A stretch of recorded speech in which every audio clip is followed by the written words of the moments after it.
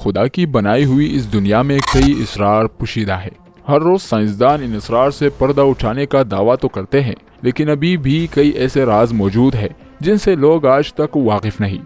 دنیا میں کئی ایسی مخلوقات بھی ہیں جن کے وجود پر سوال اٹھتا رہتا ہے، کیونکہ انہیں آج تک کسی نے نہیں دیکھا، یا اگر دیکھا بھی ہے تو انہیں اپنی آنکھوں پر یقین نہیں آیا۔ اب ایسے ہی ایک مخلوق جنہیں ایلین کا نام دیا جاتا ہے، اس مخلوق سے متعلق کچھ ایسے حقائق ہیں جن کو ہرگز نظر انداز نہیں کیا جا سکتا۔ ایلین کی موجودگی سے متعلق اس نظریے کو ہم یکسر رد کر دیتے ہیں، کیونکہ ہمارے خیال کے مطابق ایلین کی موجودگی کا یہ نظریہ یورپ سے آیا ہے۔ اب یورپ کے اس نظریے کو ایک سائڈ پر رکھیں اور ذرا سوچیں کہ انسان اب تک اس کائنات کو صرف 5% ہی دریافت کر سکا ہے۔ ہماری اس معلوم 5% کائنات کا آخری کنارہ ہم سے 40.5 ارب نوری سال کے فاصلے پر ہے۔ روشنی ایک سال مسلسل سفر کر کے جتنا فاصلہ طے کرتی ہے اسے ایک نوری سال کہتے ہیں۔ اب آپ خود ہی اندازہ لگا لیں کہ 46.5 ارب نوری سال قطر کی معلوم یہ کائنات اگر اصل کائنات کا صرف 5% حصہ ہے تو پوری کائنات کی وسعت کیا ہوگی؟ تو کیا یہ ساری کائنات ویراں ہے، بے آباد ہے اور بے مقصد ہے؟ قرآن پاک میں ارشاد باری تعالیٰ ہے، اور ہم نے آسمان کو اور زمین اور جو ان کے درمیان ہے بے مقصد پیدا نہیں کیا۔ اسی طرح ناظرین، قرآن مجید کی بہت سی تعبیرات ایسی ہیں جو آسمان میں موجود دوسری مخلوقات کی موجودگی کی طرف بار بار اشارہ کرتی ہیں، جسے قرآن پاک کی پہلی سورہ الفاتحہ میں ارشاد ہے، تمام تعریف اللہ کے لیے ہے جو تمام جہانوں کو پالنے والا ہے۔ بات توجہ طلب ہے کہ اس آیات میں تمام جہانوں کا ذکر کیا گیا ہے، اور ساتھ میں یہ بھی کہا گیا ہے کہ انہیں پالا بھی جا رہا ہے۔ یہ آیت صاف صاف اس بات کی طرف اشارہ کر رہی ہے کہ زندگی صرف ہماری زمین تک محدود نہیں، اور شاید اسی لیے شاعر نے قلم اٹھائی اور لکھ دیا، ستاروں سے آگے جہاں اور بھی ہیں، ابھی عشق کے امتحان اور بھی ہیں، تہ زندگی سے نہیں یہ فضائے، یہاں سینکڑوں کارواں اور بھی ہیں۔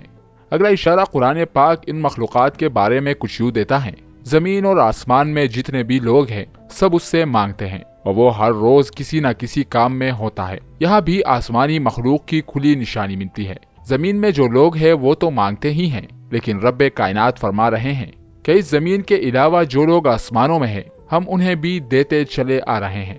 اسی طرح سورہ نحل میں ارشاد ہے، اور وہ ایسی مخلوقات کو پیدا فرماتا جا رہا ہے جسے تم نہیں جانتے۔ اس کے علاوہ بھی قرآن میں اللہ تعالیٰ ارشاد فرماتے ہیں، اس کی نشانیوں میں سے یہ زمین اور آسمان کی پیدائش اور یہ جاندار مخلوقات جو اس نے دونوں جگہ پھیلا رکھی ہیں، اور وہ جب چاہے انہیں اکٹھا کر سکتا ہے۔ ان آیات میں یہ بات واضح بیان کی گئی ہے کہ زمین کی طرح اس کائنات میں اور بھی بے شمار جگہ ایسی ہیں جہاں زندہ مخلوق موجود ہے۔ ہم یہ نہیں جانتے کہ وہ مخلوق کس طرح کی ہیں، لیکن ان کا ہونا ایک یقینی امر ہے۔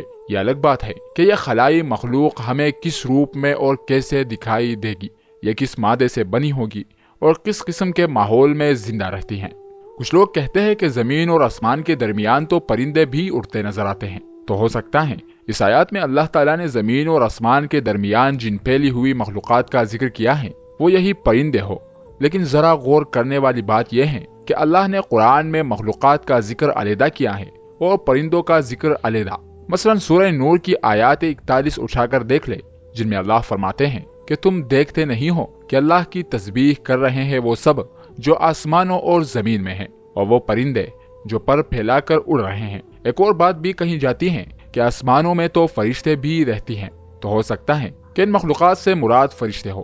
لیکن معزز ناظرین، سورہ نحل میں جانداروں کے لیے لفظ دابہ استعمال کر کے فرشتوں کا الگ ذکر کیا گیا ہے، جس سے اس بات کی وضاحت ہو جاتی ہے کہ دابہ سے مراد فرشتے نہیں ہیں۔ مثلا سورہ نحل کی آیات 49 میں اللہ تعالیٰ فرماتے ہیں، زمین اور آسمان میں جس قدر مخلوقات ہے اور جتنے ملائک ہیں سب اللہ کے آگے سر بسجود ہوتے ہیں، اور وہ ہرگز سرکشی نہیں کرتا۔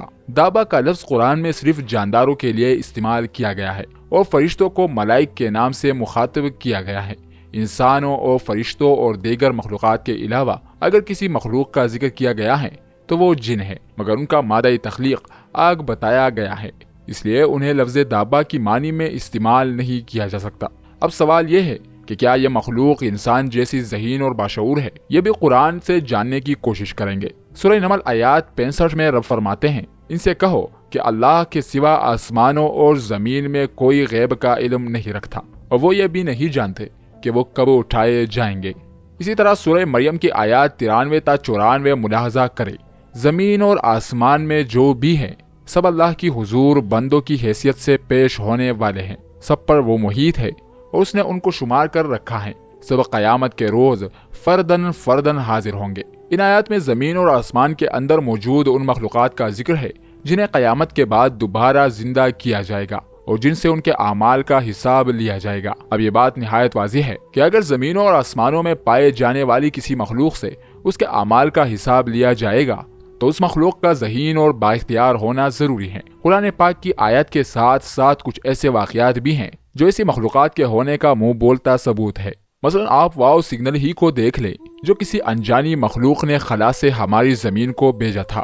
دوسری دنیا سے ملنے والے اس پیغام کو ہم کسی اور ویڈیو میں وضاحت سے ڈسکس کریں گے۔ آج سے 40 سال پہلے رائن کارپوریشن کے سائنسدانوں کی ٹیم نے اپنے فلکیاتی تجربات کے بارے میں ایک تفصیلی رپورٹ شائع کی۔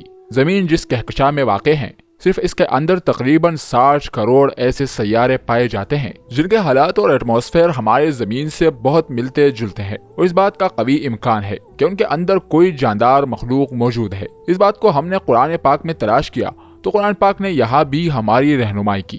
سورہ طلاق آیات 12، اللہ وہ ہے جس نے 7 آسمان بنائے اور اس زمین کی جیسی اور زمینیں بھی، ان کے درمیان حکم نازل ہوتا ہے۔ یہ بات تمہیں اس لیے بتائی جا رہی ہے تاکہ تم جان لو کہ اللہ ہر چیز پر قدرت رکھتا ہے، اور یہ کہ اللہ کا علم ہر چیز پر محیط ہے۔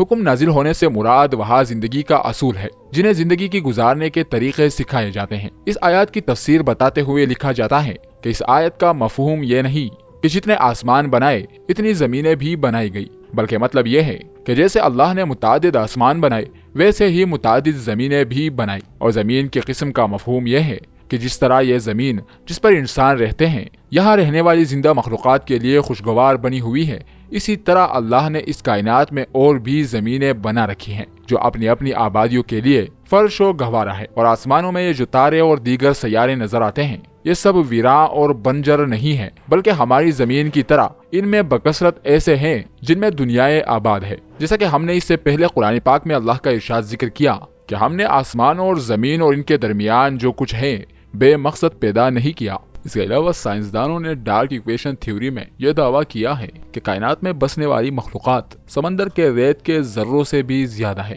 معزز ناظرین، اگر آپ کو ہماری یہ ویڈیو پسند آئی تو اس ویڈیو کو لائک اور شیئر کیجیے گا، اور ہمارے اپنے چینل داستان قرآن کو ضرور سبسکرائب کیجیے گا۔ اللہ تعالیٰ سے دعا ہے کہ ہمیں اپنی فرمانبرداری اور شکر گزاری کی زندگی گزارنے کی توفیق عطا فرمائے۔